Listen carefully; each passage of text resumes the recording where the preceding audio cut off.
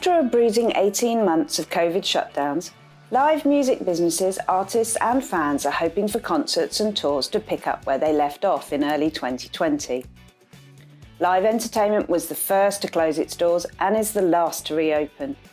In the meantime, promoters and booking agents have lost jobs, venues have been boarded up, artists have been cut off from one of their most reliable streams of income, and thousands of tour crew members have been forced to accept work elsewhere. Many expect the concert industry will eventually return to its lucrative pre-COVID era, but it will be a long, complicated climb back. When will shows, as we know them, finally return? The big difference post-COVID is going to be the business model customers can deploy. So how do they make money? Yes, that's driven by all of the equipment manufacturers, so speaker manufacturers, desk manufacturers, whoever you might be, is how do we start selling product again? Second-hand market is absolutely a major issue to speaker manufacturers and certain new equipment sales, because it's going to take a considerable amount of time for that used equipment to make its way through the system. It's what you do with that used equipment, I think, going forward is a major question for the entire industry. Now, the consumer market have got around that by making it disposable. But we know being disposable is not environmentally friendly. So how do we recycle that equipment? I wouldn't be surprised if rental companies in particular are looking to get a lot more value out of the assets that they either already own or that they go forward and purchase in the future. I think the old model was that a company would buy some equipment, they would rent it and they would work it for as long as it was serviceable.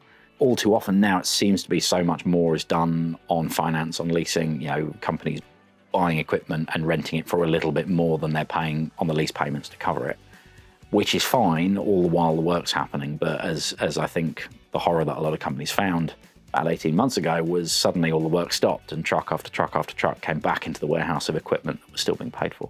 I think that will probably have an influence on manufacturers as certain parts of our industry, audio included, has gone a little bit mobile phony in the last little while of the new one's out this year, the new one's out. And it's an update from the previous year, but it's not night and day.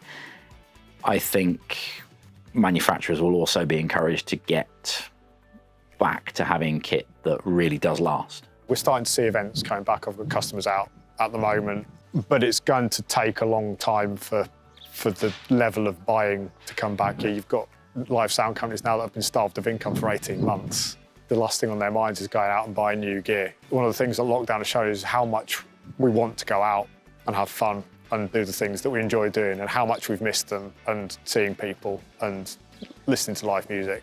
I think the appetite's still there, and that's the important part for the industry as a whole.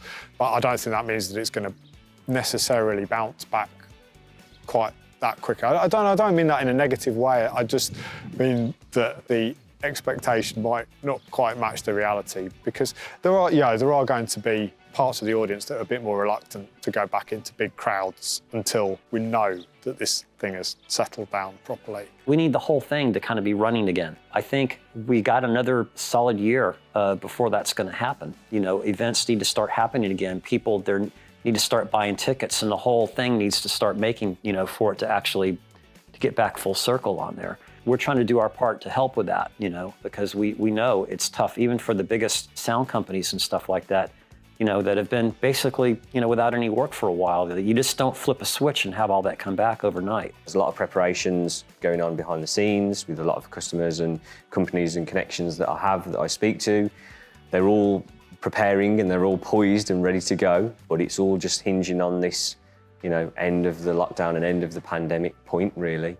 But I truly feel that once that's over and once we're past this, it will be full steam ahead and it will be back to normal. And I'm very confident there'll be a sort of surge and a bit of a boom in the live sound market. Ultimately, your favourite band or the band you've always wanted to see that intrigued you, you want to go to your favourite gig and get sweaty and hear them and wonder at how that guy behind the board manages to get that sound out of that system. That's what you want to do, and I don't want to sit in my lounge and listen to that through a hi-fi. I want to actually be there and feel the dynamic and the energy of it. We're humans, we like to get together. But I can't wait till festivals to start to get going again, I really can't. The whole streaming side of things, I think that might work. I mean, one of the things you've got to people will have to get over from that point of view is that all that footage which is on YouTube and all that kind of custom events which they did New Year's Eve this year, you know, Tomorrowland, all those kind of people, it wasn't monetarised, and people expect that, you know, it's free. You know, you can go and look at Tomorrowland sets or Electric Daisy sets, you know, or Ultra in Miami sets for the past years, and it's free. And it's a point in time that there's enough production for people to be prepared to pay for it. You know, maybe it's something that you could actually do. That would be an interesting production thing for someone like, you know, Glastonbury, saying, right, well as doing it for the 150, 1,000 punters that are there, we want an element which is for TV. Whether you can have those two running, satisfy the needs of both of those, I don't know. There has been a lot of press about streaming and digital concerts, hybrid concerts. It's interesting to see that actually in the house of worship market, they have been doing that since years, you know. So all what we see on the touring market with, you know, Live Nation announcing they're gonna connect different venues with the streaming systems, it's already existing in other markets, you know. So it's just accelerating some trends, but I don't see that he has created a full new market for that. I think streaming is going to be here to stay, to complement the physical events, for sure. But in the same way as, you know, an event in a house of worship happens, you still have streaming events and physical events.